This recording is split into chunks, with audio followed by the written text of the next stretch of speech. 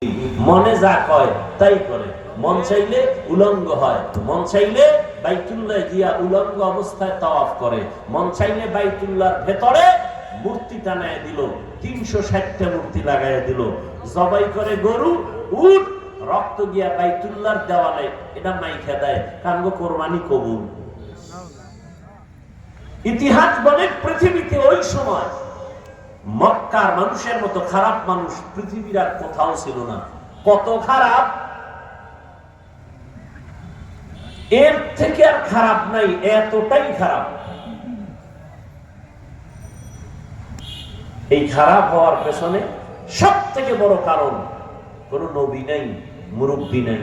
এই দুনিয়াতে এখনো যারা মুরব্বী মানে না, কোন আলেম, কোন উম্মত মুরব্বীকে কোরআন সুন্নাহর আলোকে মানে না, তার ধ্বংস মরার আগেই হয়ে যায়। আর হচ্ছে, আমরা দেখতে পাই যারা কোনো মুরব্বী মানে না, এদের কথার দ্বারা বেয়াদবি প্রকাশ পায়, এদের ফেসবুকে লেখার দ্বারা বেয়াদবি প্রকাশ পায়। আর মুরব্বী থাকলে টেনে ধরে, খবরদার, কথা বলার আগে সাবধান, তুমি যে স্কেলে আছো ওই স্কেলে কথা বলবা। লেখার মধ্যে বাধা দেয়, একবার লেখছো কাট, ডিলিট কর, তওবা কর, কোনদিন কোন শিক্ষকের বিরুদ্ধে কিছু বলবি না, তওবা কর। কিন্তু বেপরোয়া, আরো সুন্দর উদাহরণ আমাদের মুরব্বীরা দেন। রাস্তায় কুত্তা আছে না? কুত্তা একটার দাম নেই, ওই কুত্তাটা দামি যে কুত্তা মালিকের শিকলে বাঁধা। কথা বলেন না? আকাশের ভেতরে, খোলা আকাশের শূন্যের ভেতরে পাখি উঠতেছে, কোনো দাম আছে? ওই পাখিটার মূল্য বেশি যেটা খাঁচায় আটকানো। বুঝেননি? কুত্তাটা বেপরোয়া, কারণ ওর মালিক নাই। গরু বেপরোয়া, মালিক নাই। আর যেই গরুটার গলায় রশি লাগায় মালিক ধরে রাখছে, ওই গরুটা অন্যের ফসল খাওয়ার আগে মালিক টান মারে, বেতের বাড়ি দেয়। ঠিক নেই? সহজ কথা। এই জমিনে যারা মনে করে আমি স্বাধীন, সে বেয়াদব। যে মনে করে আমি বেপরোয়া, বেপরোয়ার আরেক নাম বেয়াদব। তার চলাফেরায় কোনো আদব নাই, কথার ভেতরে কোনো ব্যালেন্স নাই, তার লেখনির মধ্যে কোনো আদব নাই। ওজন তার শরীরের, তার মেধার ওজন মাত্র 1 কেজি, কথা বলে 10 কেজি। যেটা তার শরীর ভার নিতে পারে না, মানুষ পছন্দ করে না।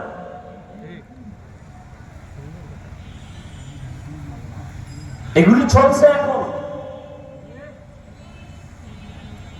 মুসল্লি ইমামরে গালি দিবে, কিয়ামতের আলামত।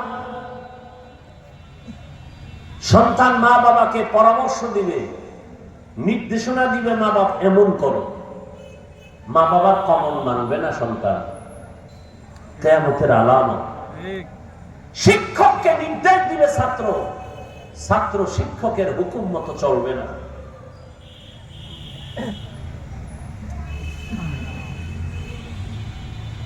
রহমতের নবীর অবস্থা দুনিয়াতে আসার আগে মক্কার অবস্থা আরো খারাপ।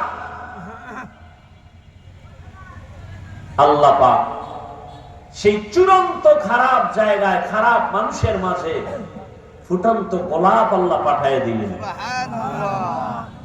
নবীজি আসছেন, আসা মাত্র জমিনের মধ্যে পরিবর্তন শুরু।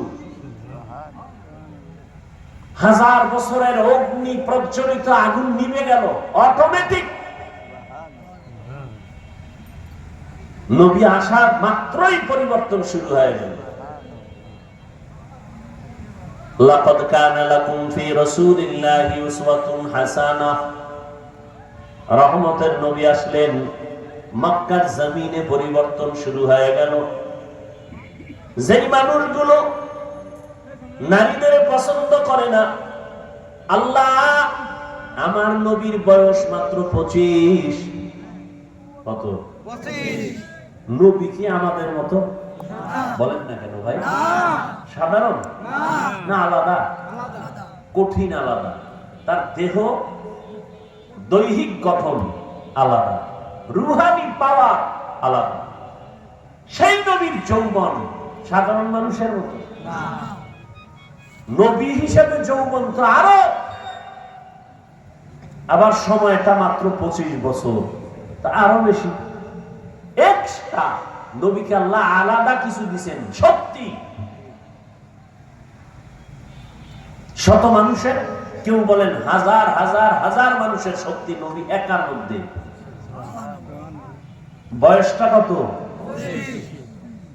এই সময় তার যৌবনের হালাত কেমন? ঠিক সেই সময়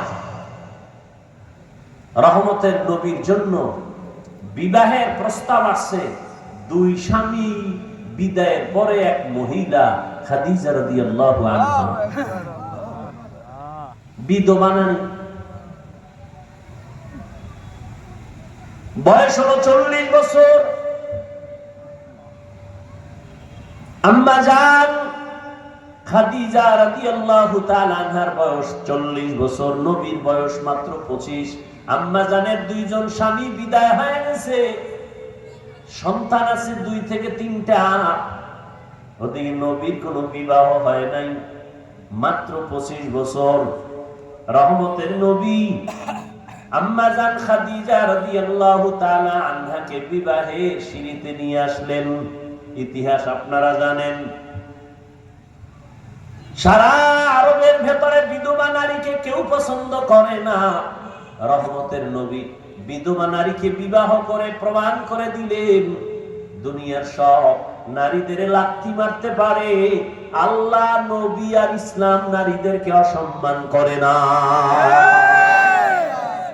এখন কিছু লম্পট দুনিয়াদার ধান্দাবাজ চরিত্রহীন, এরা বলে নারীদের অধিকার ইসলাম দেয় নাই।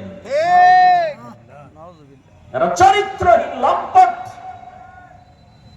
নারীদের অধিকার সম্মান ইসলাম ছাড়া আল্লাহর কসম কেউ দেয় নাই।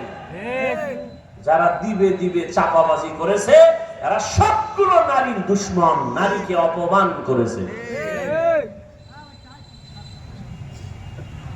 মায়ের সম্মান দিতে পারে না দুনিয়ার কেউ, দিয়েছে ইসলাম।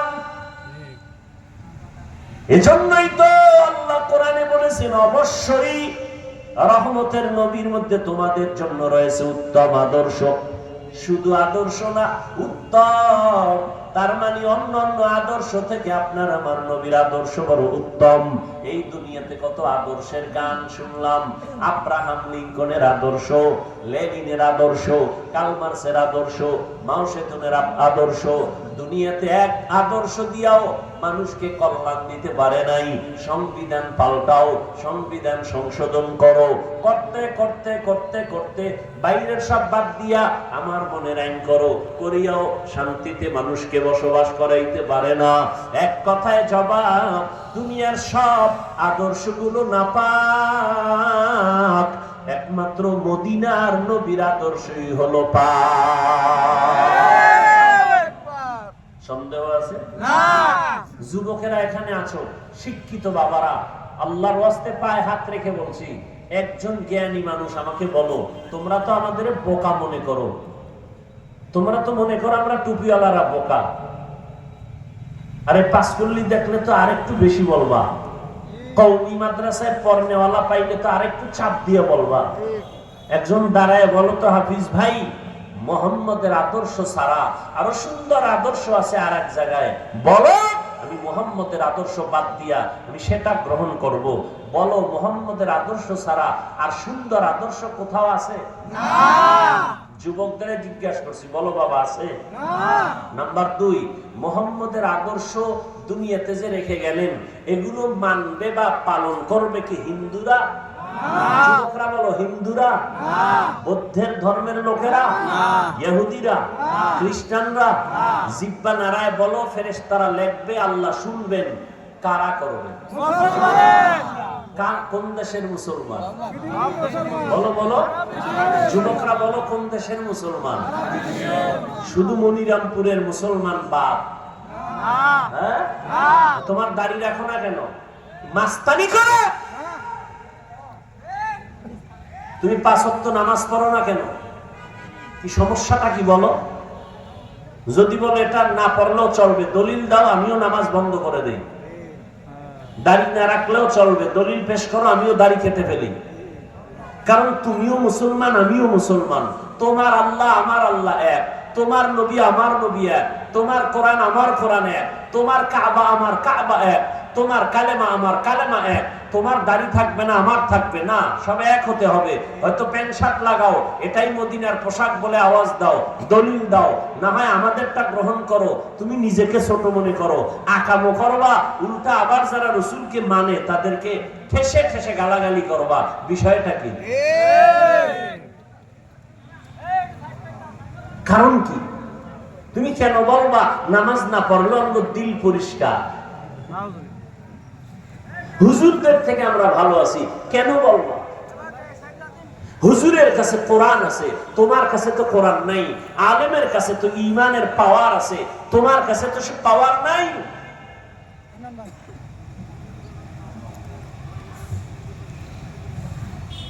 নবীর আদর্শ মানবে মুসলমান। এবার অনেকে চিন্তায় পড়েছো, হুজুরেরা যতটা সহজে মানতে পারে আমরা কি এটা পারিনি?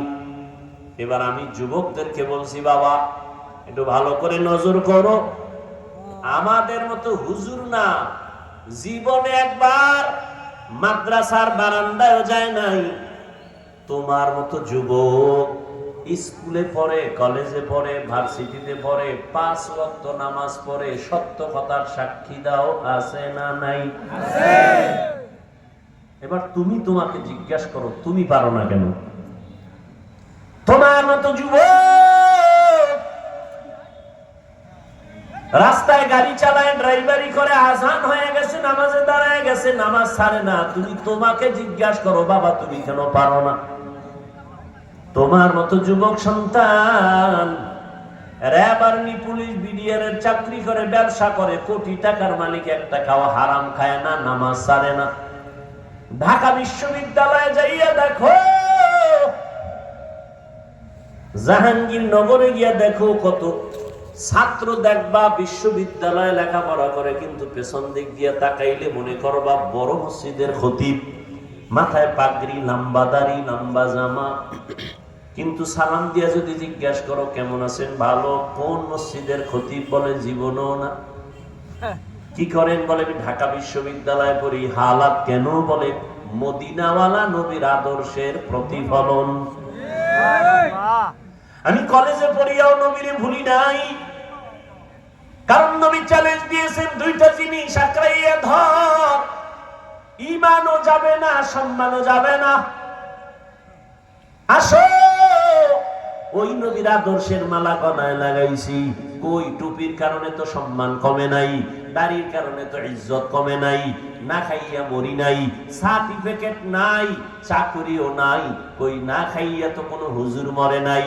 করোনার মতো গজবে ভরিয়া কত চাকরিজীবীর চাকরি হারাইলো, কিন্তু একজন টুপিওয়ালাও না খাইয়া মরে নাই। করোনার ভেতরে তাকায় দেখছো, ভুলিয়া গেলে হবে না। স্কুল বন্ধ, কলেজ বন্ধ, ভার্সিটি বন্ধ, চাকরি বন্ধ, ফ্যাক্টরি বন্ধ, গাড়ি বন্ধ, দোকান বন্ধ। কিন্তু বাংলাদেশে তাকায় দেখো, কোরআনের একটা মাদ্রাসাও বন্ধ হয় নাই। তুমি 3টা মাস্ক লাগাইছো, ট্রিপল মাস্ক, মরবা না। হুজুরেরা মাস্ক না লাগাইয়া করোনার মরণা রোগীর লাশগুলো কান্দে নিছে, গোসল করাইছে, কাফন পরাইয়া, জানাজা পড়াইয়া, শত শত লাশ করোনার আলেম ওলামারা কবরে দাফন করছে। একজন হুজুরেও করোনায় মরে নাই। हकीकत से तू दुनिया बेखबर है, दुनिया की नुमाइश पर नजर है। नमी गुयम के आज दुनिया जुदा बाश, बहर कारे के बाशी बा खुदा बाश। एरे नबीर आशिक उम्मतेर दान, রহমতের নবীর আদর্শ ছাড়া শান্তির কোন পথ খোলা নাই। তার মানে তুমি আমার মতো হুজুর হতেই হবে না, না। তুমি স্কুলে